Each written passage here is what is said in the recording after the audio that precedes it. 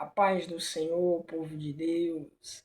Voltei aqui ao meu canal Só Deu Glória para falar hoje sobre um assunto: vencendo o dia mal. Muitas das vezes passamos por tantas dificuldades na vida, por dias tenebrosos, onde irá fazer toda a diferença a maneira como iremos reagir diante deste dia mal. Queria fazer a aplicação da palavra de Deus no texto que fala de Davi fugindo do rei Saul, e ele vai se deparar na caverna de Adulão. Davi, ele está fugindo de uma situação de risco da morte, porque o rei Saul não estava para brincadeira, estava à procura dele furiosamente. E Davi, com toda a aflição, todo aquele dia mau, ele vai ali para a caverna de Adulão. Diz a palavra de Deus que na caverna de Adulão habitava ali, naquele lugar, homens frustrados, decepcionados, homens amargurados de espírito, abatidos, depressivo grandemente. Ali era como um refúgio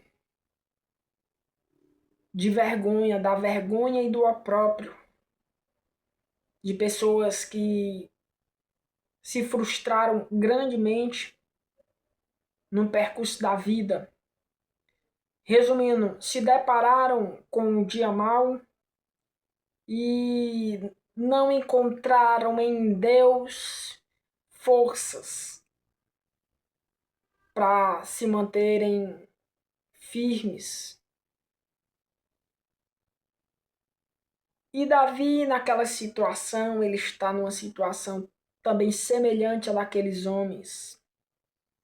Davi está angustiado grandemente, está fugindo de morrer. Isso me faz também lembrar o profeta Elias, quando fugia de Jezabel. E Elias ali fala para o Senhor: Senhor, mataram todos os teus profetas, só eu fiquei e procuram me matar. E Deus diz: não, Elias, reservei para mim 7.000 joelhos que não se dobraram a Baal. Em outras palavras, Elias, tu não és a última bolacha do pacote, não. Tem 7.000 joelhos para ser contigo, para te ajudar a vencer, a ser um vencedor, a ser um alguém como eram os valentes de Davi. A história dos valentes de Davi é linda. Diz que Davi chega na caverna de Adulão, aflito, e Davi, com toda a amargura, aflição, se depara com aqueles homens em situações horrendas. E Davi, ele resolve se fazer líder sobre aqueles homens para dar a eles uma palavra de ânimo, uma palavra de levante. Eu fico a imaginar Davi chegando ali naquela caverna e aflito, fala para aqueles homens: eu estou fugindo de alguém que procura a minha morte, que quer me matar. Porém, eu estou aqui numa situação angustiante, também com depressão, triste, numa situação muito crítica, mas eu não vim aqui para falar dos meus problemas para vocês, não, porque vocês passam por problemas muitas das vezes pior do que este que eu estou passando, fugindo da morte. Mas eu quero dizer para vocês que eu cuidava de ovelhas.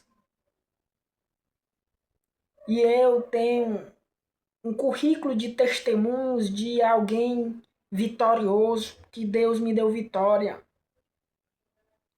Uma vez eu vi um urso atacando uma ovelha, eu fui lá e, contudo, fui para cima do urso, matei o urso. Também apareceu um leão para cima de uma ovelha e eu fui lá para arriscar minha vida pela ovelha, porque era minha ovelha. E eu ali peguei pela barra daquele leão e matei aquele leão, abri a boca dele, matei ele. Diz a palavra de Deus que Davi também tinha uma certa arma, não foi só com a mão. E o que acontece? Davi dá a eles ali uma palavra de ânimo. É como se Davi estivesse dizendo assim: olha, eu já fui alguém que Deus me deu grandemente vitória diante de situações muito difíceis, impossíveis. Deus me deu a vitória. E hoje eu estou aqui, Deus me enviou aqui para falar para vocês que Ele pode nos tirar desta situação, inclusive a mim mesmo. Deus pode reverter muita história. E eu não quero saber qual é o seu problema, qual é a sua amargura, o motivo pelo que lhe trouxe aqui. Eu tenho uma ideia que seja se esconder das pessoas, do opróbrio, da vergonha. Mas eu quero dizer aqui uma coisa para vocês. Deus pode fazer de vocês um grande guerreiro. Assim como eu fui matador de leões e de urso. E se vocês quiserem, eu posso ensinar técnicas para vocês de como matar urso e leões e situações difíceis dessa vida, dias mal.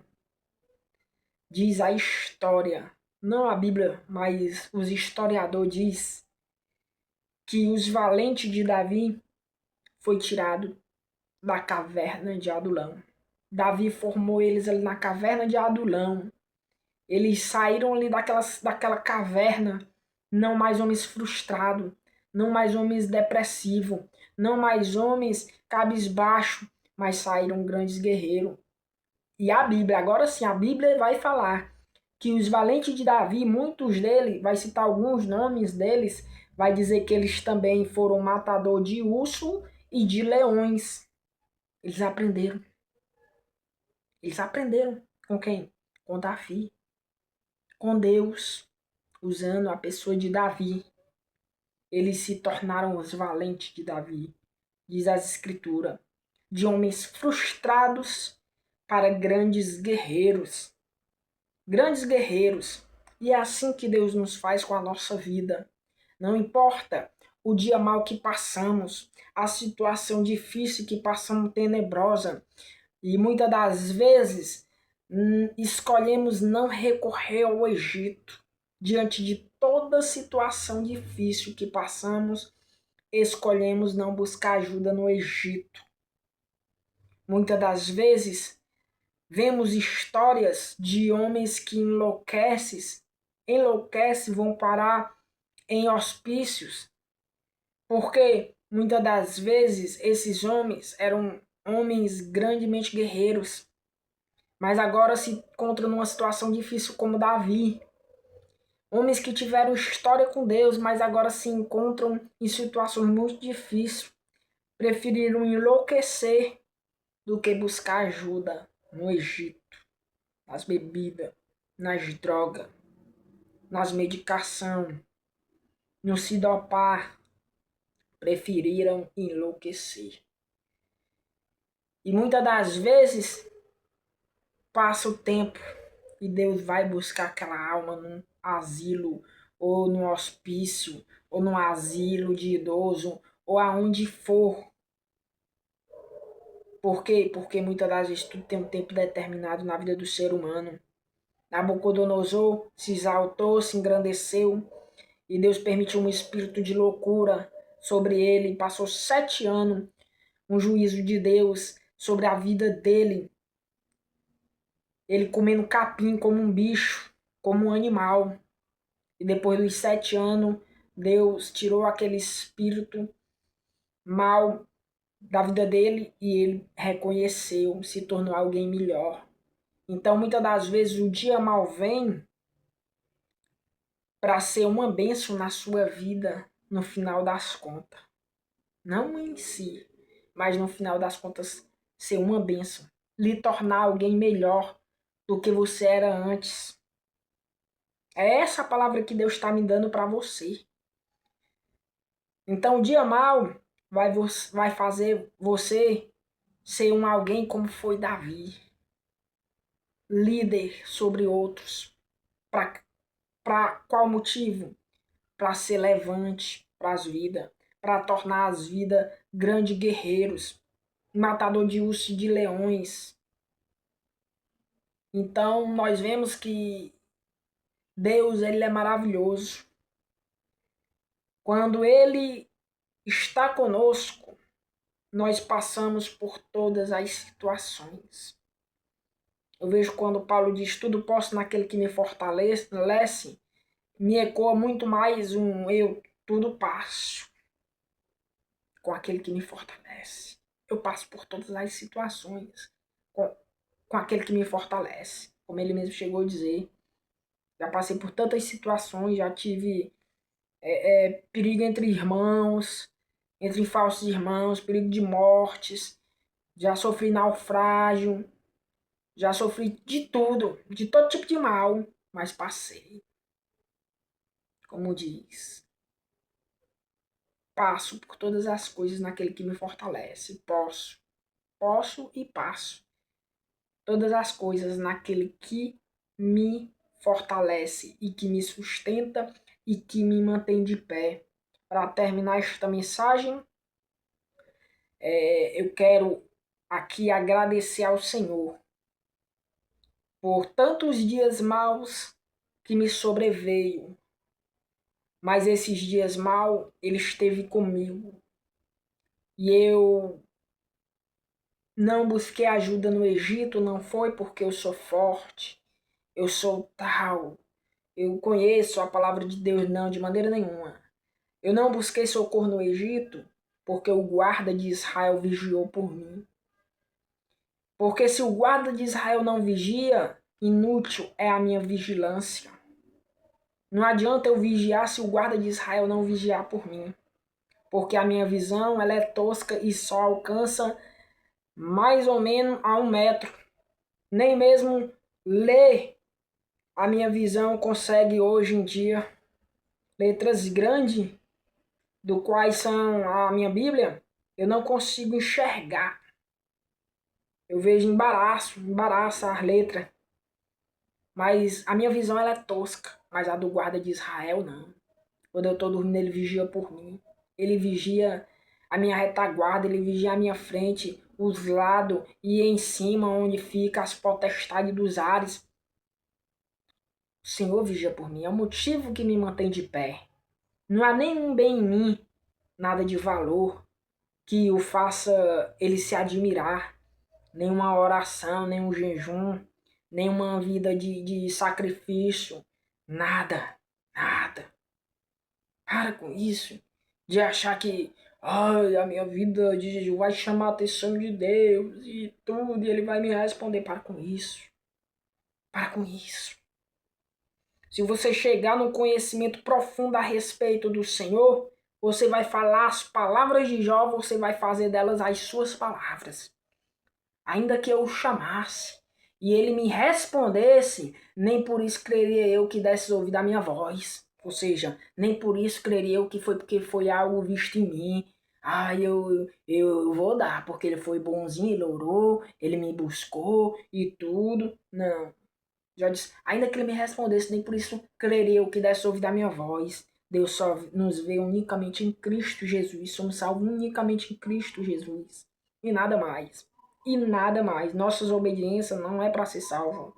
Nossas obediências é para recebermos galardão, trabalharmos, porque é nosso dever. Dever ser obediente. E a nossa salvação ela foi consumada do início ao fim em Cristo Jesus, nas obras de Cristo Jesus, na obediência de Cristo Jesus, e tudo isso ele imputou na minha e na vida dos eleitos, e nada mais. Nada mais. Deus não olha para nós. Para com isso. Para com isso. Se você for olhar nas Escrituras Sagradas, realmente somos como o trapo da imundícia. Se Deus observar de perto as iniquidades, quem pois subsistirá? Você está pensando que essa mensagem do Salmo, se não me falhar a memória, 19, onde diz: quem pois pode discernir as próprias faltas? Observa-me, absolve-me das que me são ocultas. E também tem uma parte que diz: se o Senhor observar, pois, as iniquidades, quem, pois, subsistirá? Quem, pois, fica de pé? Você está pensando que essa mensagem, essa palavra, é só para ímpio? Não, meu filho, é para todo ser humano em todos os tempos. É para crente, descrente, ímpio, bode, ovelha. É para tudo, meu filho. Para todo ser humano. Deus não tem outra visão da que ele teve no início, não. Do ser humano, não. Quando Deus olhou do céu para a terra para o ser humano, ele só teve uma visão e é a mesma visão ainda hoje. Não há um justo, nenhum sequer, nenhum que busque a Deus. Todos se desviaram e como a uma pessoa se fizeram inúteis. Ah, Antônio, mas existe sim, porque a Bíblia diz a diferença entre o justo e o injusto. A Bíblia diz que tem um crente e um descrente. Tem para mim e para você, filho. Tem para mim e para você. Mas se Deus olhar para o ser humano, para nós mesmo em si, sem ver Cristo, todos nós somos iguais, meu filho. Todos nós não temos diferença, não. Pode ser o maior pastor, o maior profeta, quem for. Se Deus olhar para nós, vai dizer, é farinha do mesmo saco. Se Deus olhar de perto as nossas iniquidades, iniquidades é pecado. Não tenta diferenciar e dizer que iniquidade não é pecado, não. Porque tudo que é errado é pecado. Tudo que é errado é pecado. Iniquidade é pecado. Então a Bíblia diz: se o Senhor observar as nossas iniquidades, ninguém vai ficar de pé, meu filho. Então, eu não consigo ver o defeito de determinado pastor.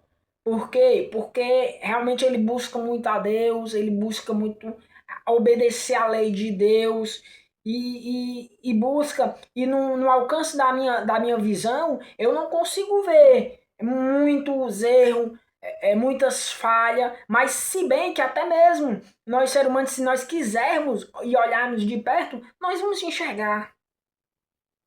Nós vamos enxergar até naquele que busca muito demais. Nós vamos enxergar. E falhas e defeitos mesmos, e pecados mesmo. Muitas das vezes pecado horrendo. Então para com essa besteira. Entendeu? Para com essa besteira. Deus só nos vê em Cristo Jesus e acabou. É só em Cristo Jesus e acabou. Tudo o que eu tinha para falar nessa mensagem, eu falei. Até aqui me ajudou o Senhor, de como minha esposa, quando ela terminou uma mensagem, de falar uma mensagem da palavra de Deus, ela diz: até aqui me ajudou o Senhor. Então eu termino aqui agora falando: até aqui me ajudou o Senhor. Então eu tenho muito ainda a entregar muitas mensagens que Deus me deu, a entregar para o povo. E enquanto eu não entregar tudo que Ele me deu, tudo por tudo, Ele não me tira dessa terra. Não me tira. Pode acontecer o que for, pode vir com um fuzil, atirar na minha cabeça, sabe? Mas enquanto eu não entregar tudo que Deus deu para mim, entregou para mim passar não só para a igreja, mas para o mundo, porque a palavra de Deus é isso, ela combate, ó, ela é uma espada, ela dá vida, serve para dar vida e serve para matar. Serve para matar, meu filho. Porque eu fico pensando que a mensagem de Deus é só um Deus é amor, não. Pregador de rosa, prega espinho também. A espada, que é a palavra de Deus, a espada serve E o contexto de espada serve para dar vida, que é para se defender da vida. Ela dá vida quando ela se. Nós usamos ela para se defender, ó. Tal. E ela serve para matar, meu filho. Ela serve para matar. Entendeu? Serve pra matar. Não vem com negócio de oba-oba, não. Porque não tem conversinha, não. Entendeu? Não tem conversinha, não. Jesus, certa vez, disse assim, eu falo a voz abertamente porque eu quero que vocês vejam. Mas aos de fora eu falo por parábola porque eu não quero que eles vejam. Eu não quero. Porque a quem for do meu pai vai vir sem entender mesmo. Vai vir sem entender. Aí, se interessar mesmo e ficar vindo constantemente, se interessar, aí sim eu vou falar abertamente com ele, como eu falo com vocês. Mas eu já provo aqui, ó, quem não é do meu pai, ó, falando por parábola. Eu falo por parábola, aí quem não for do meu pai, ó, esse tagarela é aí, meu irmão. É um tagarela, tu tá entendendo aí alguma coisa que ele tá dizendo? Tá dizendo que destrói o templo em 3 dias, reergue o templo, ó. Ixi Maria, como é que pode? Isso não existe não, esse cara tá é doido. Certa vez disse pra Jesus, ei, tu tá paranoico. Tu precisa tomar uma tarja preta. Em outras palavras, né? Em outras palavras, não diretamente assim, mas disseram assim, ei, tu não tá bem na cabeça não, tu tá paranoico. Tu tá dizendo aí que nós quer te matar. Quem procura te matar aqui? Tem ninguém que quer te matar não. Entendeu? Mas aí Jesus disse novamente pra ele, vocês procuram me matar. Vocês querem me matar. O mais íntimo de vocês. Igual os irmãos de Jesus, que teve um tempo na vida de Jesus, que os irmãos dele não criam nele. Teve um tempo na vida de Jesus que Jesus não tinha a casa em ordem. Talvez algum fariseu, rapaz, não salva nem tua casa é em desordem, teus irmãos não creem nem em ti e tudo, né? Porque aparece fariseu de tudo que é tipo, a gente sabe, mas aí talvez Jesus, na sabedoria de Deus, espere, porque vai chegar o tempo de Deus converter eles. Quando chegar o tempo, eles verdadeiramente serão convertidos. Como Jeremias disse, converte-me, Senhor, a ti, e verdadeiramente serei convertido. Então, é demais, a palavra de Deus ela é linda. Então, a diferença é o que você vai fazer quando o dia mal lhe vir, lhe sobrevir. O que você vai fazer com ele? Você vai desonrar ao Senhor ou você vai glorificar o nome do Senhor? Fica na graça e na paz do nosso Deus Pai e do Senhor Jesus Cristo. Amém.